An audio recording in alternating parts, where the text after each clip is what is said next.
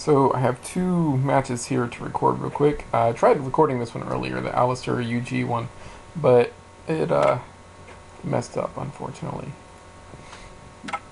So I have to re-record it.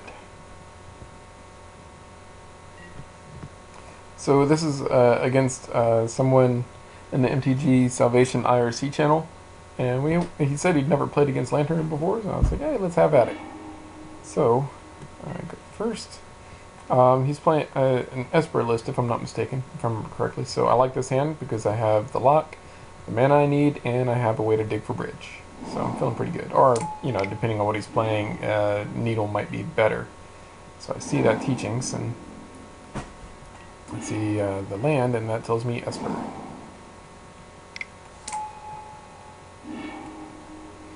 Grab that bridge. So, I mean, at this point, everything's going really well. My opponent is playing Esper, so, you know, blue. So I don't want to play that bridge into counter magic, so I play the Ether Grid first, hoping to lure out counter magic, and he doesn't take the bait, so. And then he taps out for the Lingering Souls. I'm not worried about souls because I have grid and bridge. So now, because my opponent's tapped out, I know it's safe to play bridge. Plus, I draw the Inquisition to make sure I can clear the way. Now, my opponent had Path to Exile, Drowned Catacomb, Mystical Teachings, Sorin, and Pact of Negation. So I knew that my opponent was not going to be, again, can't do Pact on my bridge or anything. So I'm good to go. I do take out that Remand there, because that could slow me down and keep stuff in my hand. I'm not, I'd still probably win, but I don't want to risk it. It's always best to take the safe route.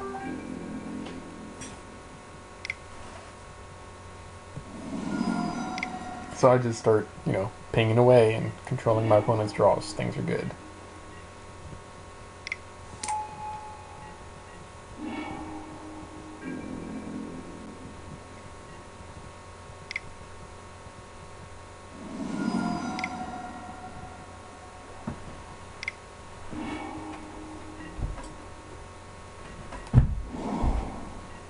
So at this point, the game is pretty routine, just controlling the draws and pinging.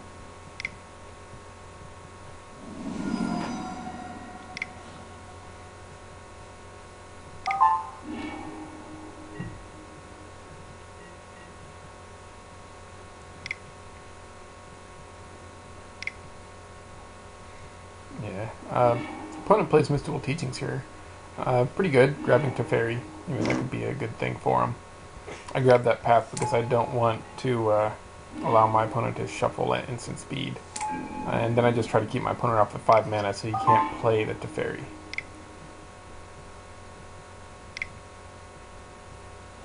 And continue to ping.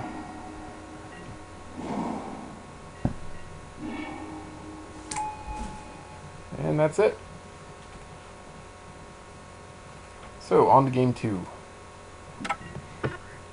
I'm playing against lists with white in them are really, sometimes they're really confusing because you don't know if they're using Stony Silence or Leyline of Sanctity or both or what have you. So I tend to side out some number of Codex Shredders because I don't want them to be dead cards in my hand or dead cards on the deck. But I like the hand.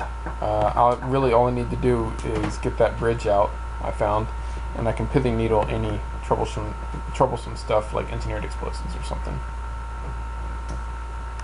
which seems to be rather common. I figured my opponent was playing explosives because I didn't see any 1 or 2 drop critters.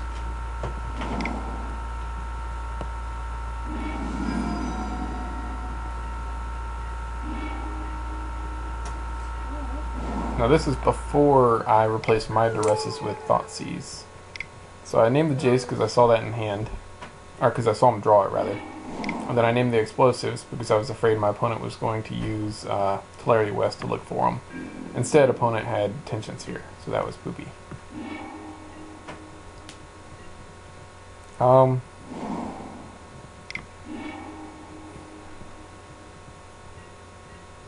I didn't want a Stirrings because I wanted to draw that Decay on top to take care of the Tension Sphere. And I couldn't play I could have tried to play stirrings here, and even if my opponent would have discarded it, then I could have gotten it back with Academy Ruins. Whatever I got, grabbed with stirrings. But I wouldn't have been able to play both the decay afterwards in response to the Thoughtseize because my mana wasn't, I didn't have the mana for it. And this is one of the few cases where Grove the Burn Willows is better than Copperline Gorge. So instead, I hold on to the stirrings and I play the Abrupt Decay in response to the Thoughtseize. It does kind of force my opponent to play out the Thoughtseize, though. So here comes the souls.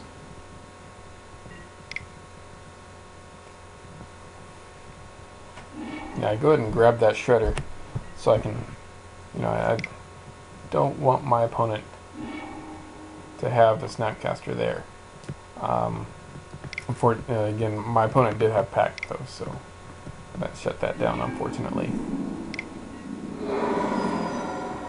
So now I'm on a clock. I go for the shredder again, this time so I can try to mill myself.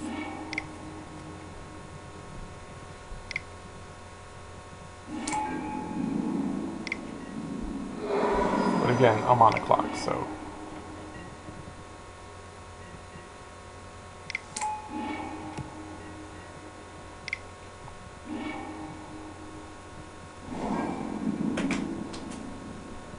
Yeah, opponent goes to get a Celestial Colonnade with that Teleria West. So here's 4 damage here, and opponent has Celestial Colonnade out, and the mana to activate it next turn. So I have to get a bridge right now, and I don't. So with the 8 damage plus another 2 from Snapcaster, I'm going to lose next turn, and I know it. So I concede, going to game 3.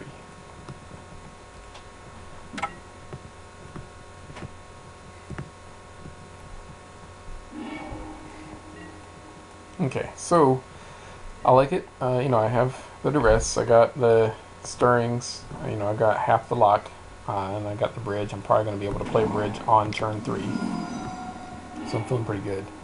I go ahead and duress. Can't see it there. Opponent has Colonnade, Jace, Tidehollow Scholar, Darkslick Shore, Spreading Seas. Now, yeah. So there we go.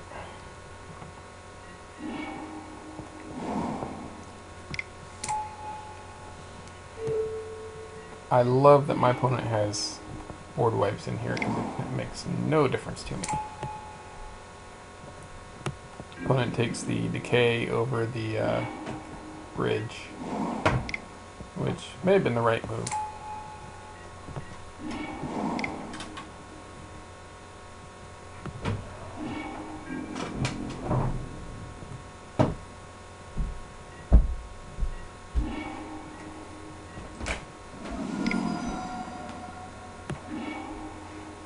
Alright, go ahead and grab that Ruins.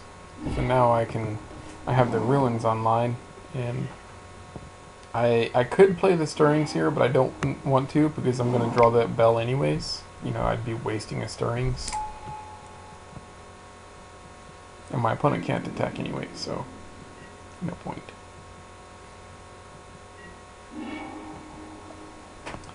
So, things are good. Go ahead and play that. Keep my opponent off of Mystical Teaching so he can't tutor up Disenchant or something. Go ahead and grab Lantern to empty my hand and shuffle away stuff if I have to. My next turn I'm going to draw that Spellskite most likely.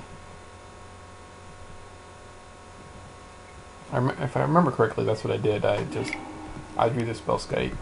Yeah, my opponent misplays there. It only costs him 2 life. It doesn't really matter. I'm not going to keep stuff in my hand anyways. Yep. So Spellskite. So now my bridge is super protected, and so is the lock. And that's pretty much game over. Go ahead and recycling the lantern and whatnot. Try to solidify the lock.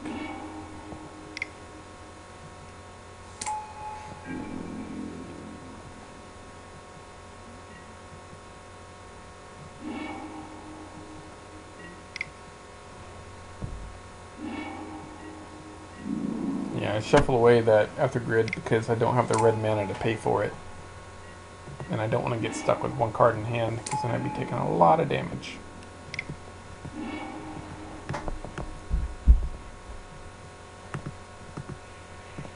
I wanted the other grid, but yeah.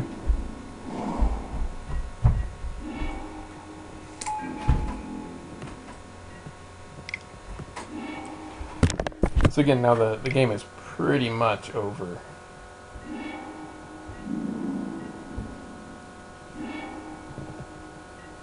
I typically like to hold instants in my hand until my opponent goes to try to attack. Or try to play a spell, and then I do it in response. So I go ahead and grab that Teachings, because I don't want my opponent to be able to grab something at instant speed.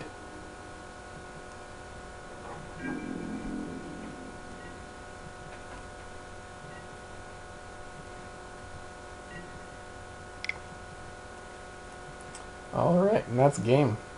Yeah, I was a little confused about my opponent getting the emblem to make all his creatures bigger, because now they're really not swinging under bridge. And I mentioned that I think my opponent's best hope was I would misclick and I would get stuck with one card in hand and I couldn't play at instant speed, and then go in for a swing. And my opponent was thinking that the best hope he or she has is to somehow top deck removal through all of my lock, or what I have right now. I didn't think it was likely, but either way. So that's game 3 against Esper tokens control. Excuse me. List. Fun stuff.